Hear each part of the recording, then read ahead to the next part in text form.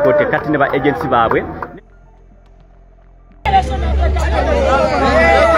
Nandi mbawe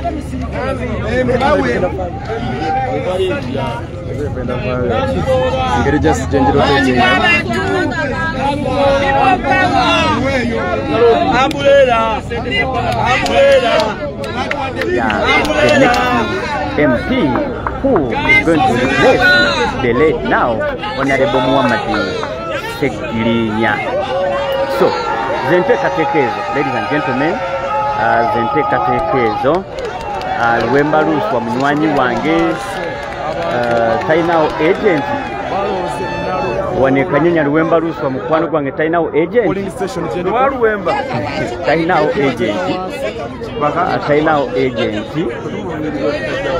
tainao agent wano, kimukoze bubi musajja wange, Lwemba.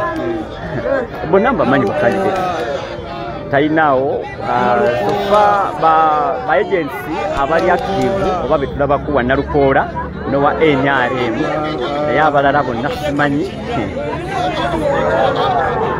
ampuliriza era goberera Facebook Sekadde Samuel Live Sekadde Samuel Live Senate muko kuba masaka songa zaba chano achireo Sekadde Samuel Live wano ndabyewo muna NUP era yali muna NRM yali omubaka wa Mukono South Constituency Honorable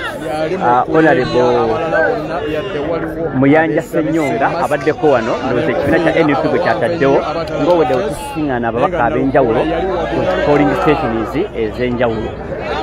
Ze nteekateeka ezigenda mu maaso. It is, ladies and gentlemen, it is NUP versus NRM. The battle is between NUP and NRM.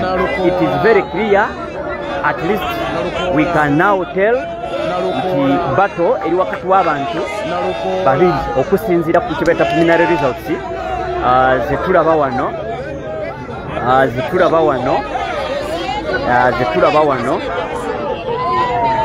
the race is between NRM candidate Farida Nambi and the NUP candidate Council Luyimbaz Nalukola.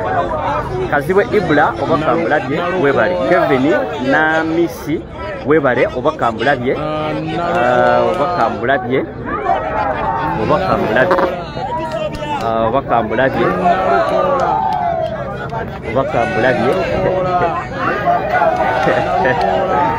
obakambulabye